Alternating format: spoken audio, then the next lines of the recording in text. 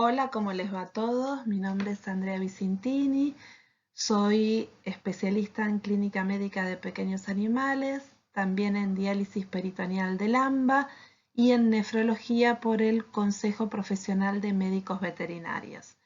Nos encontramos hoy acá en esta aula virtual para hablar sobre el tema de intoxicación, fundamentalmente aquellas intoxicaciones que involucran al riñón, y las que vamos a ver hoy son AINES, etilenglicol y lirios. En el caso que les quede alguna duda o quieran preguntar alguna otra cosa más, sin ningún problema, yo acá les marco que tienen mi mail para que me pregunten si necesitan saber algo por encima de lo que ya se está viendo acá. Bueno, entonces iniciando el tema, empezamos con las generalidades. Vamos a empezar a hablar un poco de las estadísticas. Dentro de todas las patologías que nosotros vemos, ¿cuáles son, o sea, qué lugar ubicamos o cuánto nos abarcan las intoxicaciones? De las que tenemos acá, vemos que un 40% de las patologías que generalmente nosotros tenemos en consulta son bacterianas, un 30% parasitarias, un 20% metabólicas, un 7,5% traumatismos y un 2,5% intoxicaciones. Afortunadamente, gracias a que el veterinario empezó a tomar un rol más educativo y a que la industria también se fue ayornando con respecto a los riesgos que pueden presentar algunos compuestos o algunas medicaciones, a través del tiempo las intoxicaciones fueron bajando en frecuencia en los consultorios, pero aún hoy seguimos eligiendo darlas y verlas y estudiarlas exhaustivamente porque son aquellas patologías que ponen en riesgo la vida de nuestro paciente.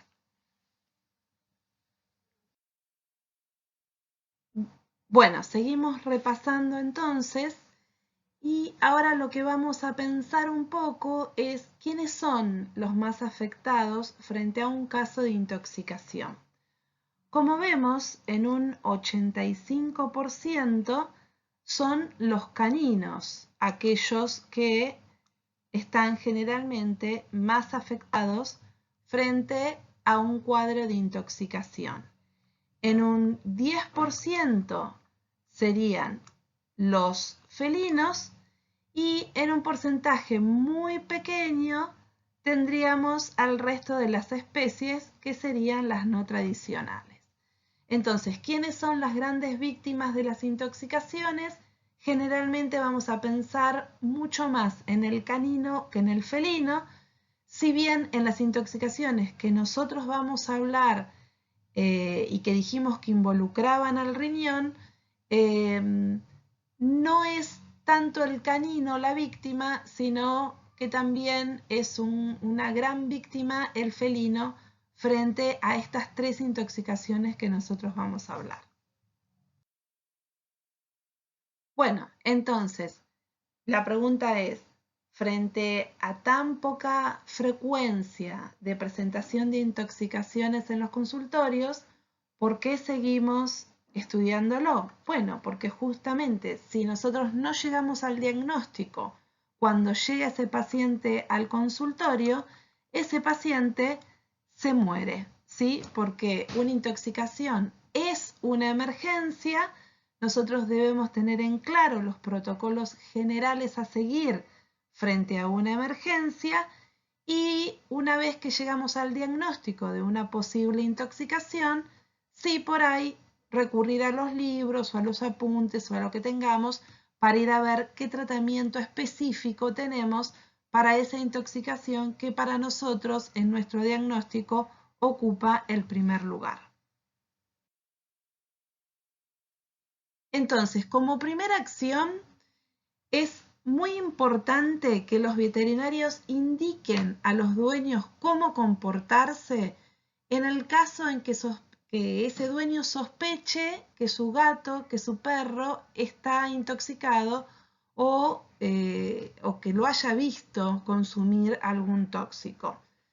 Entonces, lo primero que tenemos que explicarle es qué puede hacer él en su casa.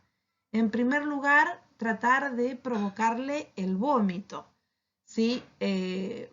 Podemos indicarle por teléfono cómo utilizar una solución salina sobresaturada o podemos indicarle por teléfono cómo utilizar agua oxigenada de 10 volúmenes a 1 mililitro kilo, que se lo podemos calcular nosotros preguntando más o menos el peso de ese paciente y tratar de que el vómito se le provoque dentro de los 30 a 60 minutos post ingesta del sebo o del tóxico sospechoso.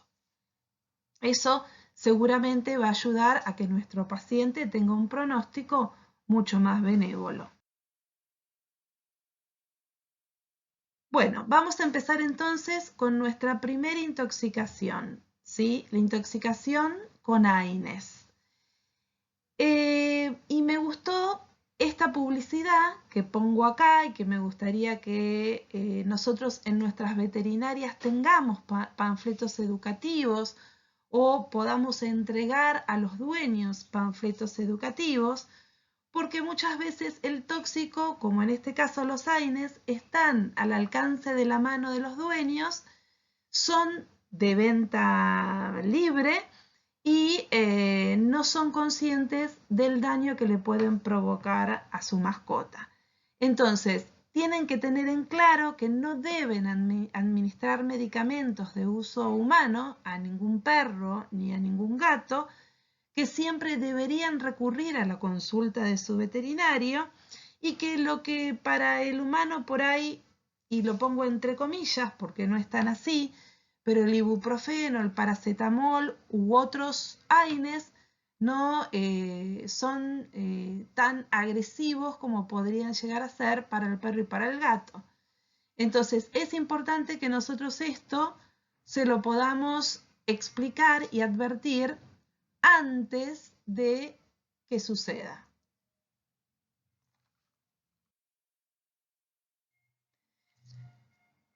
En esta intoxicación tenemos varios condimentos, varios condicionamientos que nos llevan a tomar a los AINES, que son los analgésicos no esteroideos, como tóxicos, ¿sí? El primer acondicionamiento son las propagandas, donde los clientes y los dueños lo ven como algo inocuo y la publicidad lo muestra como algo inocuo. La presión del cliente, porque bueno, a veces esa presión de querer lo milagroso, de querer que las cosas se solucionen más fácilmente y más económicamente. Internet, donde hoy en día todo el mundo entra, navega y a veces sin formación médica lo que se entiende y lo que se deduce y lo que se concluye es erróneo. Los miedos del dueño de la mascota frente a lo que está viendo de su perro y de su gato y los miedos nuestros como veterinarios de una evolución desfavorable y quizás no poder llegar a tiempo con la medicación. La venta libre, o sea que tienen acceso a comprarlo sin necesidad de una prescripción médica y generalmente muchos de los que producen intoxicación no son los AINES formulados para perros y para gatos, sino que son los AINES formulados para humanos. Entonces, están con otras presentaciones y están con otras concentraciones que pueden, por supuesto, dañar mucho más al perro y al gato que al humano porque están destinadas para otra especie.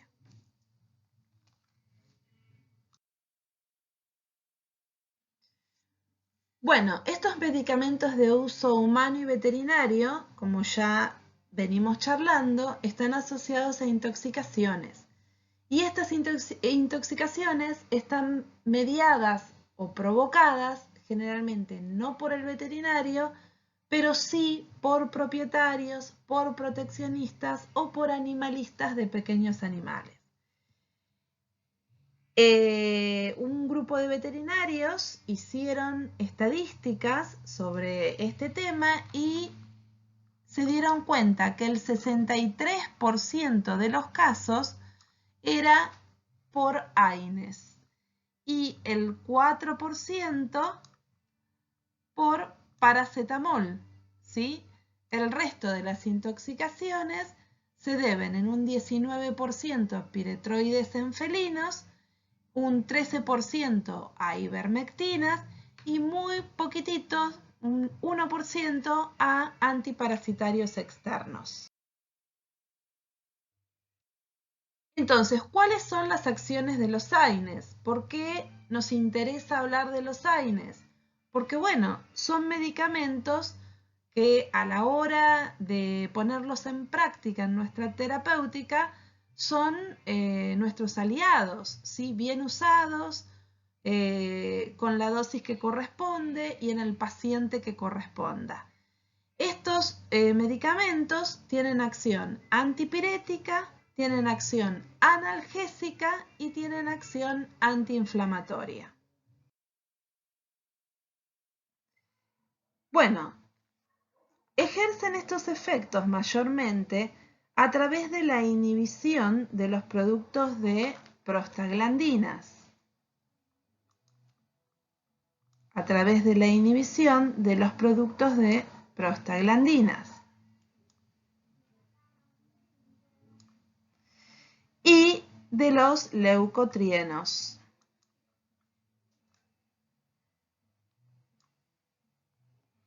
¿Cómo? Bueno, inhibiendo a las ciclooxigenasas y a la lipoxigenasa, pero inhiben mucho más fuertemente a la ciclooxigenasa por encima de la lipoxigenasa.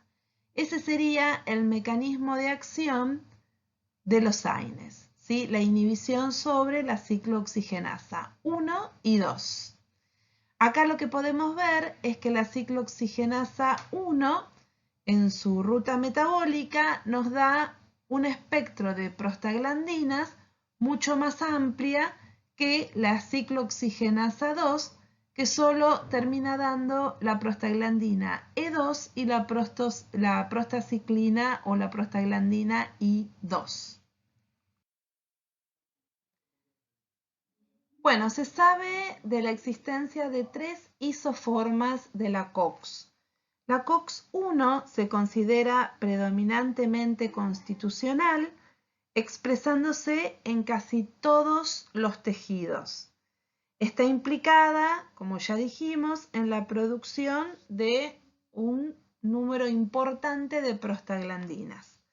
La COX-2 si bien es constitucional, parece ser como más restringida, ¿sí?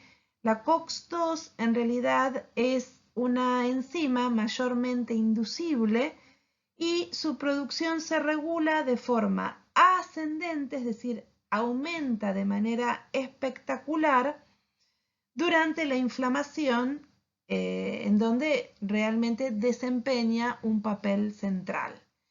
Y hoy también se sabe que la COX-3 sería una variante de la COX-1 y que juega un papel fundamental en el control del dolor.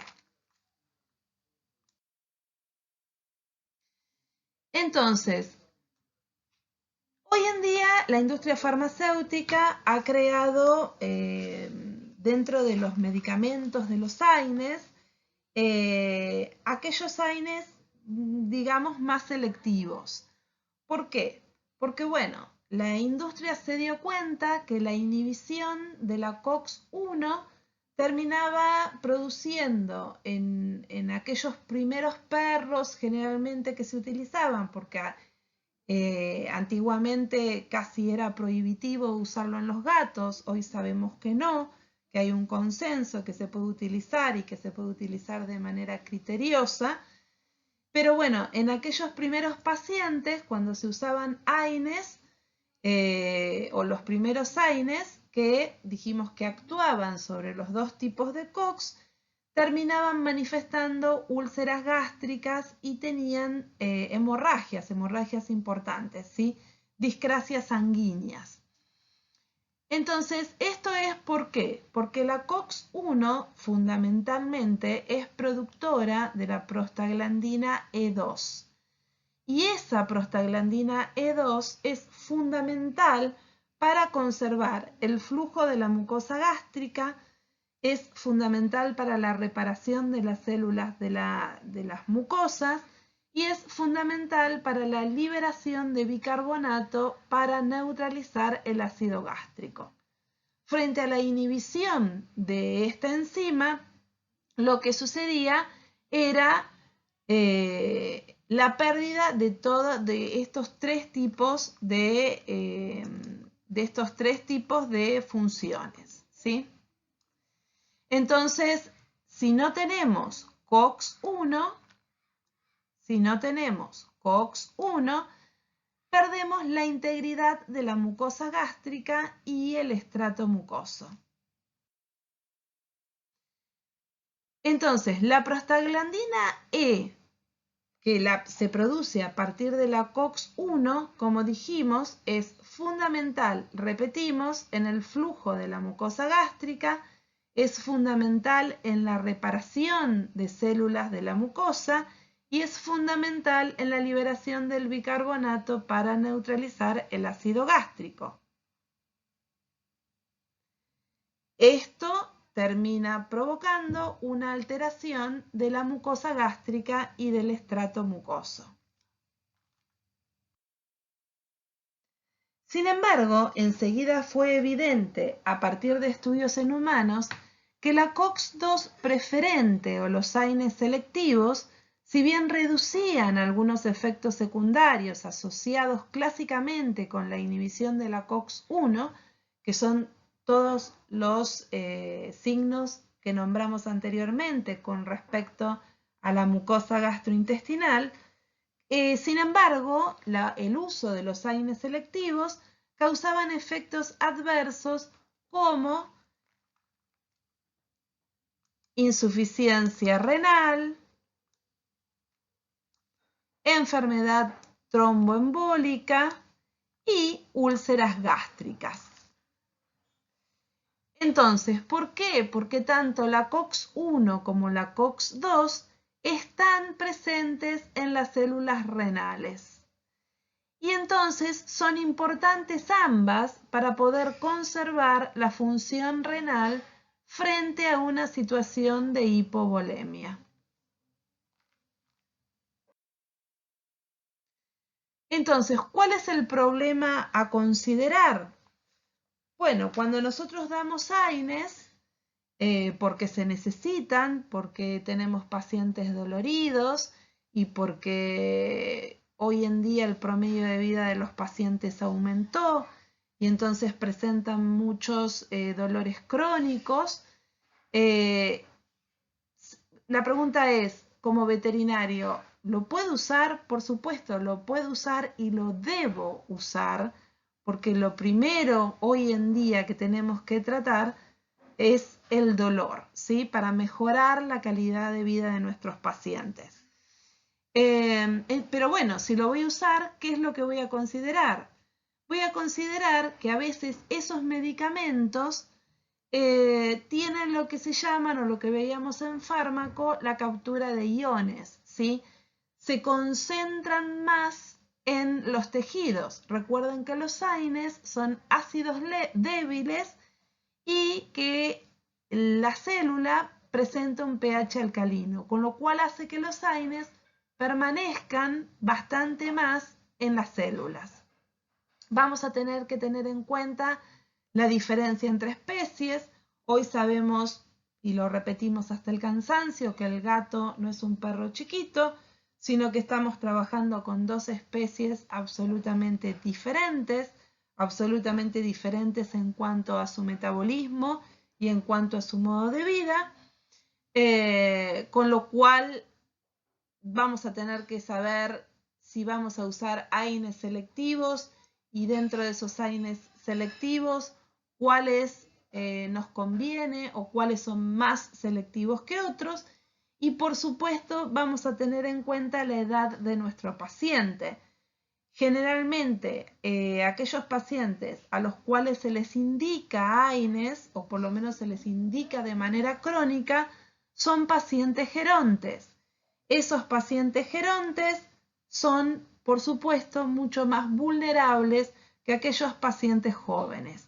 Entonces vamos a tener que cuidarlos bastante más. Bueno, si hablamos en cuanto a qué AINES utilizar, si más selectivo o menos selectivo, lo que tenemos que saber es que la verdad es que frente a aquellos que son selectivos a la COX-2, entre uno que no lo es, no hay una diferencia en la eficacia antiinflamatoria o en la analgesia de ambos, ¿sí? Tanto el selectivo como el no selectivo pueden tener efectos adversos. Esto es importante porque no es que porque elija el selectivo no voy a tener ningún efecto adverso. Y ninguno de los dos, tanto el selectivo como el no, va a tener un efecto protector a nivel renal. ¿Sí? Esto también es importante entenderlo. Vamos a borrar acá, me salió. Ahí. Bueno, ¿con qué frecuencia dosificamos? ¿Con qué frecuencia puedo dar un AINES? La verdad es que eso lo va a determinar el tipo de paciente que tenga, pero además tenemos que, cuando nosotros prescribimos un AINES, alentar a los dueños a trabajar con el ajuste de dosis. ¿Qué quiere decir? Formar realmente un equipo médico y dentro de ese equipo médico incluir al dueño de nuestra mascota, algo que solemos olvidarnos bastante, es que el dueño de la mascota es parte de nuestro éxito en la terapéutica y es el que nos va a permitir disminuir la dosis a la dosis mínima efectiva. ¿Sí? Esto es muy importante, usar la dosis mínima efectiva. ¿Sí? E incluso esa dosis mínima efectiva, si vamos bajando el foco inflamatorio, recuerden que va a disminuir de esa manera la presencia de la COX-2 y entonces posiblemente también disminuya la dosis que nosotros empezamos a usar en un principio. Bueno, ¿qué pasa con aquellos pacientes en sobrepeso? Bueno, lo ideal, si hablamos de dosis, es calcularlo sobre el peso ideal de ese paciente. Es decir, ¿cuál es el peso ideal? El peso que debería tener ese gato o ese perro no obeso. ¿Sí?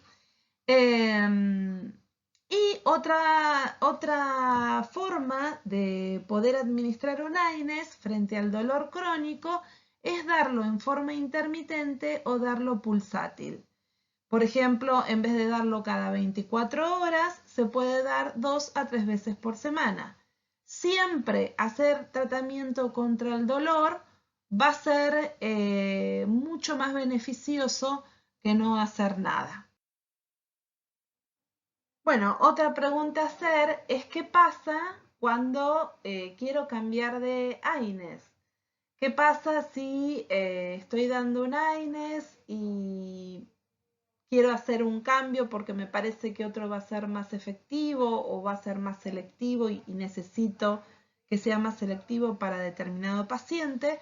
¿Lo puedo hacer? ¿No lo puedo hacer? Bueno, sí, lo puedo hacer, pero haciendo lo que se llama un washout o en español un lavado. Si yo puedo cambiar de un AINES a otro, dejando descansar al paciente durante 7 a 10 días. En ese momento, si el paciente está muy dolorido y necesita de todas maneras sostener la analgesia, tengo que buscarme un adyuvante que no sea del grupo de los AINES.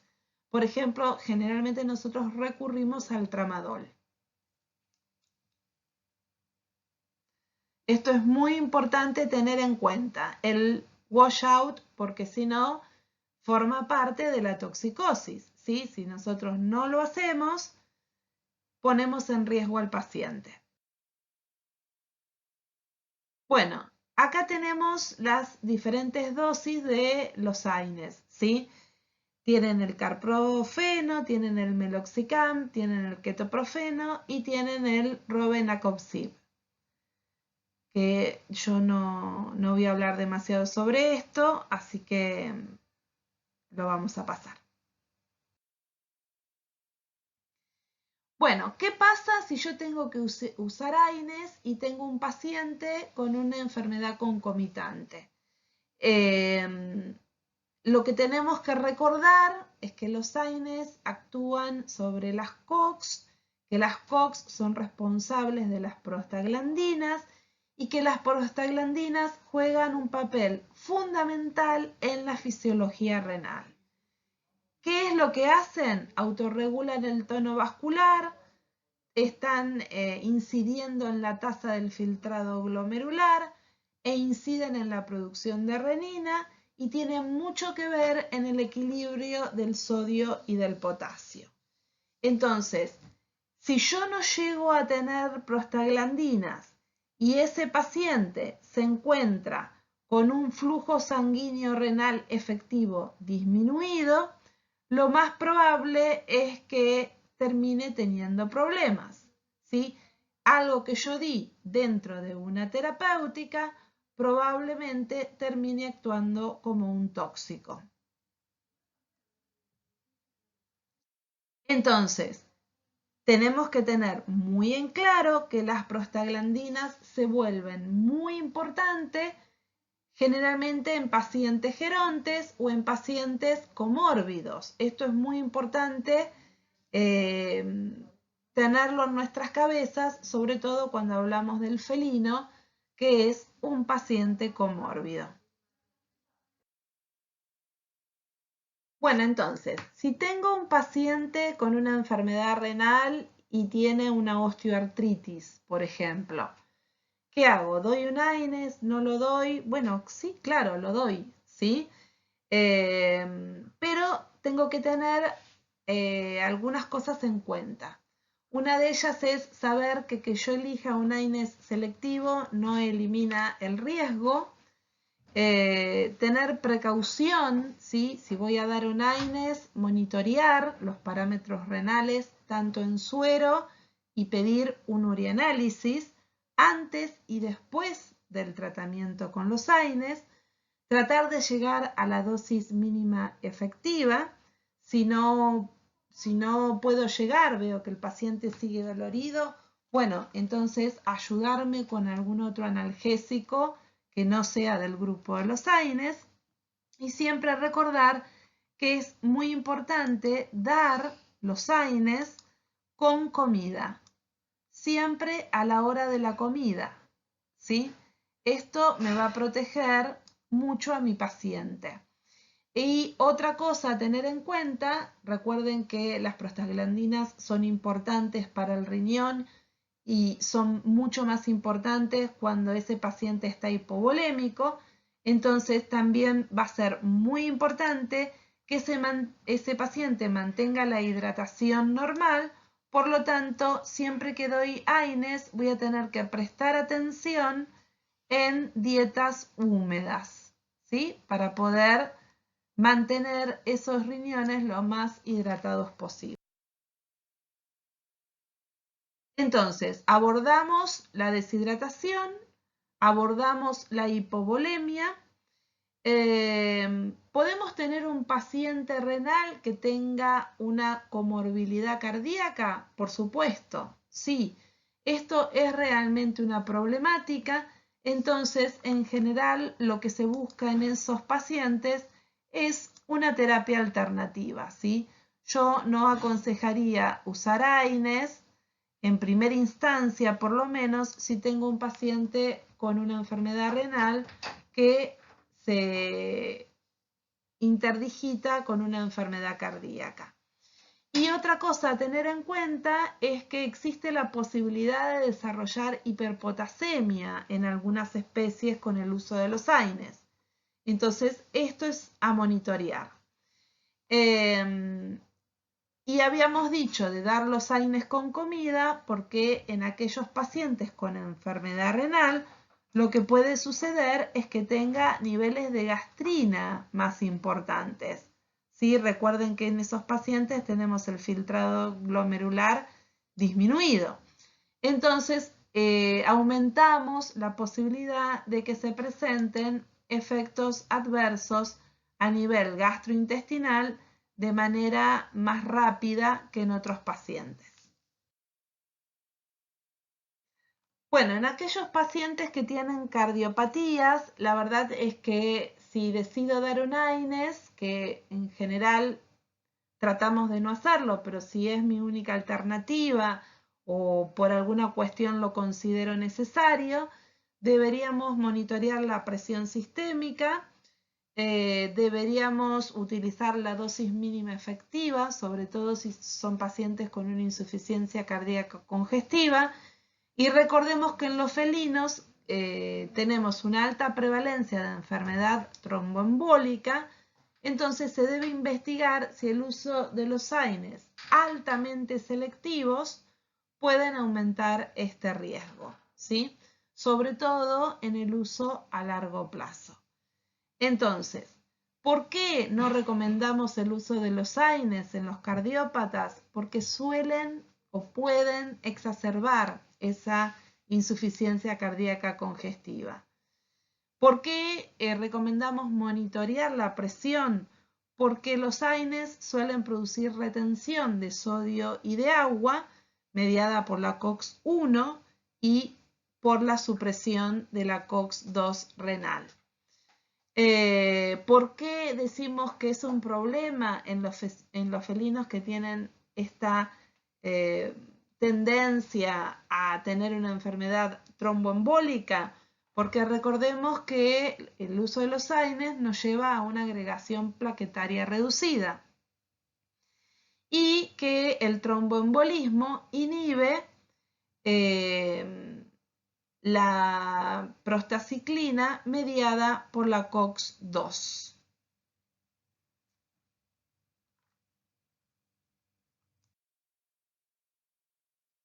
Bueno, y para aquellos pacientes que presentan una enfermedad gastrointestinal, siempre, por supuesto, combinar protectores gastrointestinales, eso desde ya, y tratar de usar AINES preservadores de la COX-1, siempre darlos con comida, esto lo repetimos ya muchas veces y es importante que lo tengan en claro, ¿sí? Porque recordemos que el aparato gastrointestinal es la mayor zona de toxicidad de los AINES, ¿sí? Recuerden que la COX-1 tiene que ver con el mantenimiento de la integridad de la mucosa y que la COX-2 es muy importante en la reparación de las lesiones en el caso que se produjeran úlceras. Entonces, ¿cuáles son los factores que aumentan los riesgos de toxicidad de los AINES? Las dosis altas, ¿sí? Por eso vamos siempre en búsqueda de la dosis mínima efectiva.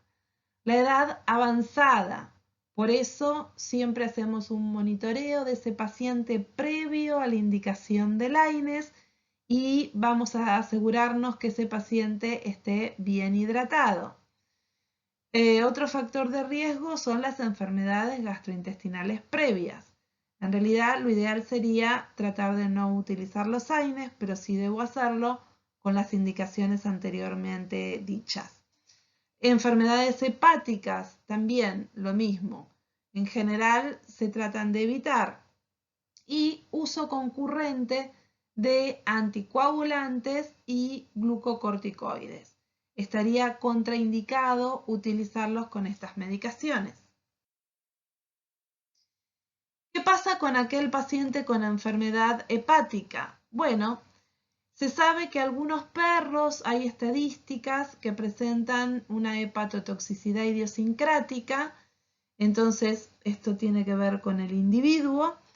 Esta hepatotoxicidad idiosincrática no se ha observado en los gatos, si bien contamos con una baja prevalencia en la prescripción de los AINES, porque el veterinario viene con una historia de temor en el uso de los AINES, ¿sí? Pero si nos adherimos a los consensos, si nos adherimos a la dosis mínima efectiva y si nos adherimos a todos los cuidados de los que ya hablamos un montón, generalmente no tenemos problema y le podemos brindar a ese felino una mejor calidad de vida y una vida con un bienestar, ¿sí? ¿Qué pasa con los AINES y los fármacos concomitantes, por ejemplo los glucocorticoides? Bueno, no se deben usar porque hay un riesgo aumentado de efectos adversos gastrointestinales. Lo mismo pasa con el uso de los AINES más IECAS y o furosemida. Hay un riesgo aumentado porque hay una hemodinamia renal alterada y una tasa de filtrado glomerular reducida. Entonces, todo esto, si lo damos juntos, se multiplica, ¿sí? El uso de diuréticos lleva a una depresión del volumen y una mayor dependencia renal a las prostaglandinas para poder mantener el flujo o la tasa glomerular. Entonces, es muy importante no combinarlos en lo posible, ¿sí? Y otra cosa a tener muy en cuenta es el monitoreo de ese paciente a través de evaluación clínica y a través de pruebas de laboratorio. Es decir, yo no doy un AINES y me olvido de ese paciente, sino que lo monitoreo desde cerca y lo charlo con el dueño y le digo de la gravedad que puede llevarnos al no monitoreo de ese paciente, ¿sí? Entonces hay que hacer pruebas renales, hay que hacer pruebas hepáticas, hay que tener en cuenta las proteínas totales y el hematocrito, porque esto nos sirven como marcadores de hemorragia. Entonces, ¿cuál es el cribado del tratamiento? En los perros, la mayoría de los efectos adversos ocurren entre los 14 y los 30 días post-tratamiento. Si se observan efectos adversos gastrointestinales, debemos detener el tratamiento con AINES o la administración de AINES. Si se retoma el tratamiento, tratar de llegar a la dosis mínima efectiva. Esto es muy importante, ya lo remarcamos muchas veces, ¿sí? Usar la dosis mínima efectiva. Usar con los AINES los gastroprotectores. Pueden ser el omeprazol a la dosis que figura allí o el misoprostol a las dosis que figura allí. Si la GPT aumenta más de 3 veces el valor normal, también debemos cesar con el tratamiento y por supuesto, esto lo remarco en rojo, se debe monitorear en todo paciente la presión sistémica. Si esto lo debemos hacer en todo paciente, mucho más en aquellos que están medicados con AINES.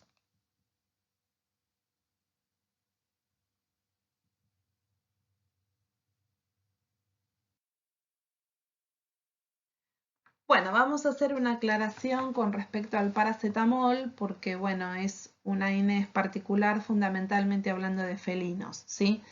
El felino es altamente susceptible al paracetamol, ¿sí? Que es un compuesto fenólico y que también se llama acetaminofeno. Esto se debe principalmente a la actividad lenta de la enzima glucuroniltransferasa, que está en el hígado del gato, y además esta especie tiene lenta la actividad de una enzima que se llama metahemoglobina reductasa Y además de eso, su hemoglobina es más susceptible a los radicales libres porque presenta mayor cantidad de grupos sulfidrilos.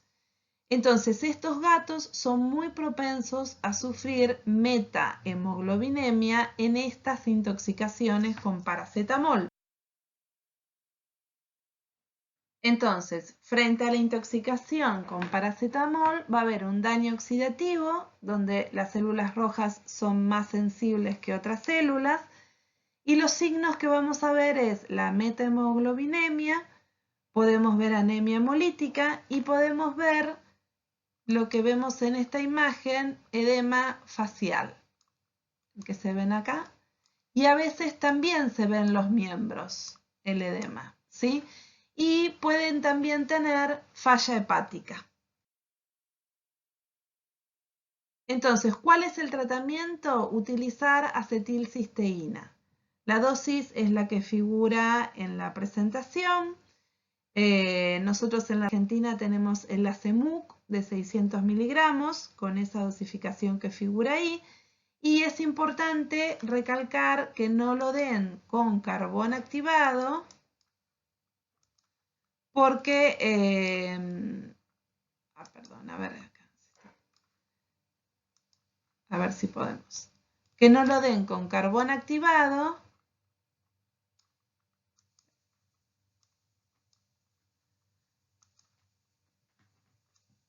Ahí vamos. Conjuntamente con la acetilcisteína porque actúa como secuestro. Bueno, y ahora vamos a hablar de la segunda intoxicación, que es la intoxicación con etilenglicol.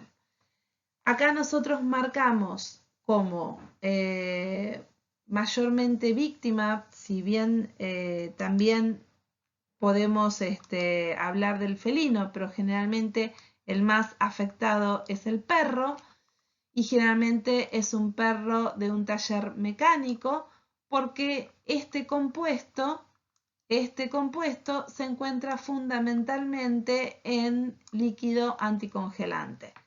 Si bien nosotros no tenemos tantos casos por no tener un clima tan extremo, podemos tener algunos en el consultorio y es importante detectarlo porque es una intoxicación muy grave. Bueno, es un solvente orgánico, suele estar en detergentes, en pinturas, en cosméticos, en líquido de freno y es incoloro, inodoro e hidrosoluble. Cuando digo que es una intoxicación muy grave, es importante que la detectemos cuanto antes porque tiene un alto índice de mortalidad, ¿sí? La verdad es que nosotros no diríamos que está dentro de las intoxicaciones más comunes. En general, y por fortuna, no son tan comunes porque suelen morirse estos pacientes, ¿sí?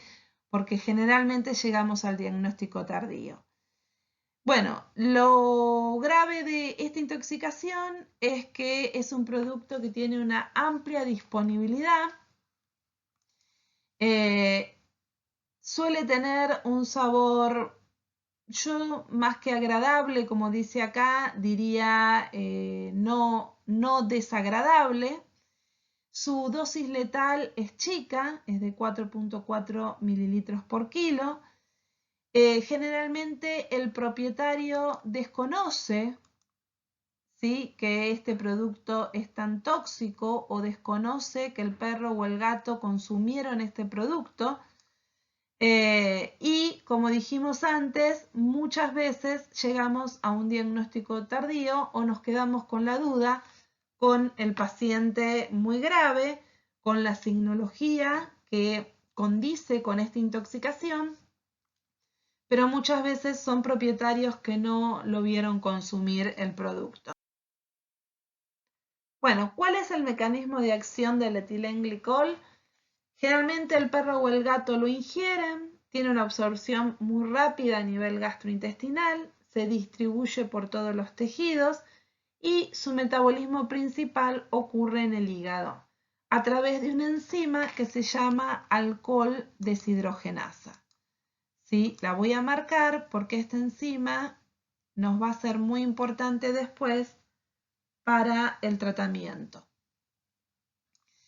Entonces, una vez que se oxida, se transforma en distintos metabolitos, ¿sí? Que son todos los que tenemos acá. El glicoaldehído, el glicolato, el glioxalato, el oxalato. Bueno, todos llevan a un acúmulo de estos productos que son en realidad los que terminan siendo tóxicos, ¿sí? Entonces, por eso uno dice que llega al diagnóstico tardío, porque en realidad uno tiene que detener el proceso de metabolismo, o sea, detenerlo en este lugar para que no ocurra toda la formación de metabolitos que van a terminar intoxicando al paciente. Entonces, ¿cómo llego al diagnóstico? Generalmente hay una historia de consumo o a veces lo tenemos que suponer. Yo los 2 o 3 casos que tuve de esto, en uno sabían que había consumido, pero se dieron cuenta tarde, y en otro lo suponemos, en los otros 2, pero los dueños no lo habían visto. Tienen signos inespecíficos, pueden empezar con convulsiones y tampoco son signos que permanecen, ¿sí? Pueden ser como irregulares, como cíclicos. El éxito del tratamiento es llegar al diagnóstico rápidamente. Y el tratamiento es proveer alcohol al paciente para poder inhibir a la enzima deshidrogenasa que estuvimos hablando anteriormente. Entonces, ¿qué se le da? Se le da vodka mezclado con Ringer lactato y se le puede dar por vía endovenosa. Para poder sacar cómo se realiza esa solución, tenemos que tener en cuenta que la densidad del alcohol es de 800 miligramos por mililitro.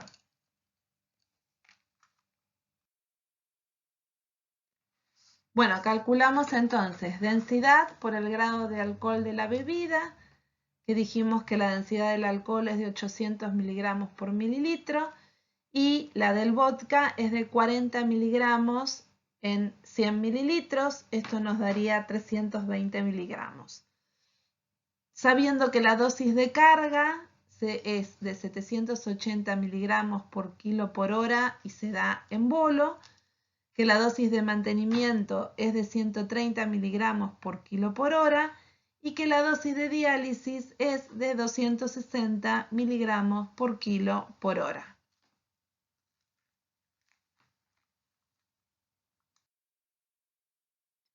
Y entonces hacemos una regla de 3. Si ya sabemos que en un centímetro cúbico tenemos 320 miligramos, calcularíamos con la regla de 3 lo que correspondería a la dosis de ataque, que es 780 miligramos. Esto nos terminaría dando 2.4 centímetros cúbicos, que lo tenemos que multiplicar por el peso del paciente.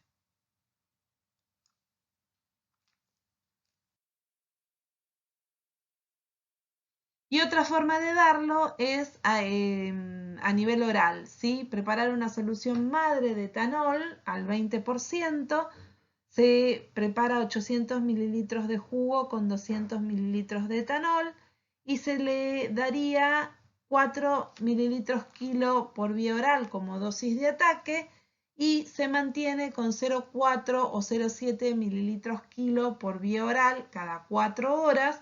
Esto empezando 60 minutos más tarde de la primera dosis.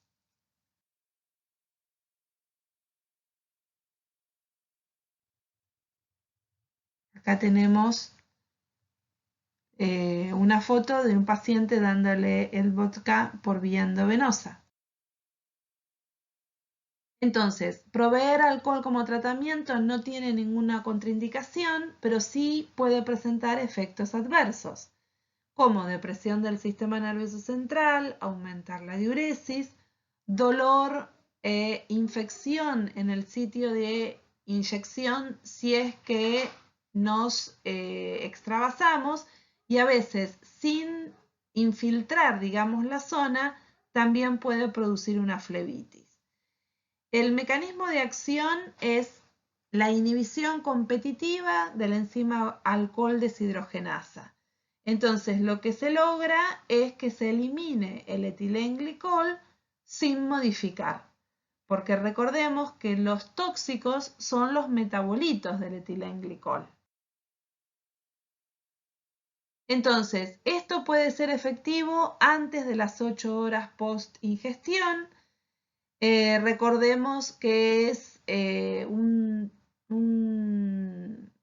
solución o el alcohol que conseguimos para el tratamiento es de fácil disponibilidad y es económico, y que frente a los signos de sobredosis podemos tener un paciente taquicárdico, puede vomitar o puede presentar debilidad.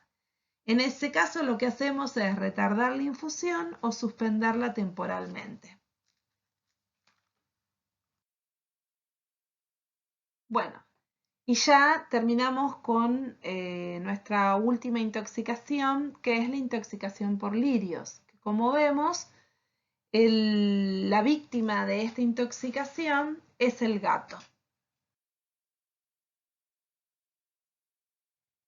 Son especies potencialmente mortales para el gato, y acá puse todas las especies que podemos encontrar en una casa o que a veces son hermosas flores que regalan para los diferentes eventos.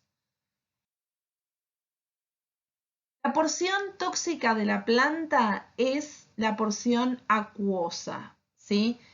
La verdad es que cualquier parte de la planta puede serlo, e incluso puede intoxicarse el gato con el polen. Lo que se sabe es que lo más tóxico de la planta suele ser lo que tiene más cantidad de agua, y que en general suelen ser las flores, aquellas que presentan pacientes con peor pronóstico. Desconocemos el mecanismo de acción y desconocemos el ingrediente tóxico de la planta. Esto realmente hace que, bueno, que uno juegue con un hombre invisible, ¿sí? Entonces se hace muy difícil el tratamiento, por lo tanto, lo mejor que nos puede pasar es que el paciente no consuma este tipo de plantas. Y para que no las consuma, tenemos que trabajar sobre la prevención. Entonces, ¿cuáles son los signos fundamentalmente? Voy a ver si lo puedo hacer que se vea un poquito más. Los signos son una falla renal aguda y puede aparecer en algunos de ellos no solamente la falla renal aguda, sino producirse una pancreatitis. ¿Por qué se produce esto? Porque se produce una necrosis del túbulo contorneado proximal y a nivel del páncreas una degeneración de las células acinares. Entonces, lo que se va a ver afectado es la urea y la creatinina, que van a aumentar, así como la proteína quinasa. Esto con el tiempo, a medida que el paciente va desmejorando, puede también presentar un hematocrito bajo. Entonces es muy importante sospechar o preguntar al dueño si tiene en su casa alguna de estas plantas, o si recibió como regalo alguna de estas plantas, si tenemos pacientes con signología de una falla renal aguda, o con signología de una pancreatitis. ¿Cómo llego al diagnóstico? No existe ninguna prueba específica, lamentablemente.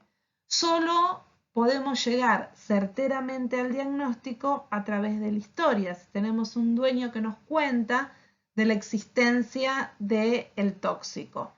Si no, lo vamos a tener que sospechar frente a la signología que nombramos anteriormente. ¿Qué tengo que llevar adelante? Bueno, los complementarios una vez que revisé al paciente.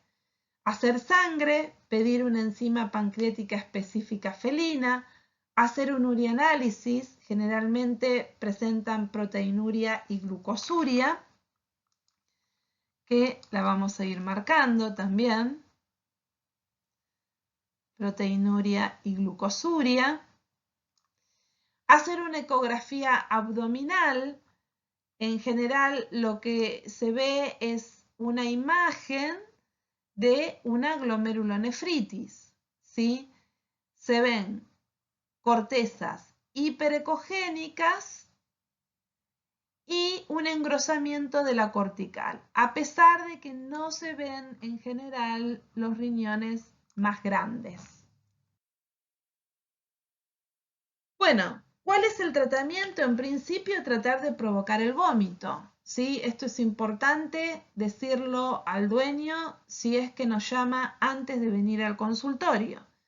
Si pasaron más de 30 minutos de haber ingerido el tóxico, se debería hacer un lavado gástrico. Entonces podemos colocar un tubo hasta el esófago, se puede usar un tubo de esofagostomía y realizamos 2 o 3 lavados con solución fisiológica. Recuerden que la dosis es de 20 mililitros kilo. Podemos introducir carbón activado por la sonda a la dosis que allí esté indicada y también podemos administrar un catártico como es la metoclopramida.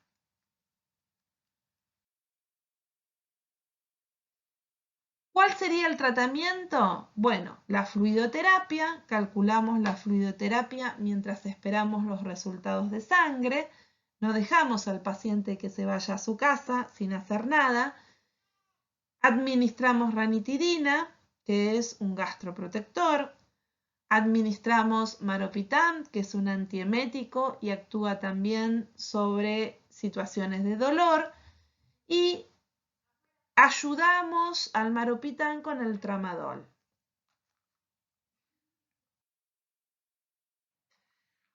Bueno, el pronóstico dependerá de la cantidad de tóxico ingerido, que nunca lo vamos a saber, del tiempo desde que ingirió hasta que presentó los signos, de si vomitó antes de venir a la consulta, lo cual mejoraría el pronóstico, y de si está involucrado el páncreas o no frente a esta intoxicación. O sea, si no solamente tiene una falla renal, sino que también tiene afectado el páncreas. Entonces, el pronóstico es reservado para los que han consumido la parte activa de la planta, es decir, el pronóstico es reservado generalmente si consumen las flores. En realidad ya dijimos que es todo tóxico, pero está muy involucrado con el componente hídrico. Es más, se cree que si consumen hojas secas, no serían tóxicas. ¿Sí? Entonces, es muy importante que nosotros los veterinarios, sabiendo que es una intoxicación muy grave, sea evitable. Debemos entonces recomendar a los dueños cuando vienen con sus mascotas con gatos con folletos informativos, que los hay y acá tenemos uno, ¿sí? Hechos por un colega, que es muy importante poder informar y prevenir, ¿sí? Recomendamos hojas informativas en las veterinarias. Así que bueno, Con esto terminamos nuestra clase de intoxicación de AINES, de etilenglicol y de lirios letales. Espero haber sido lo suficientemente clara y si no, recuerden que tienen mi mail allí. Nos estaríamos viendo seguramente en otra clase.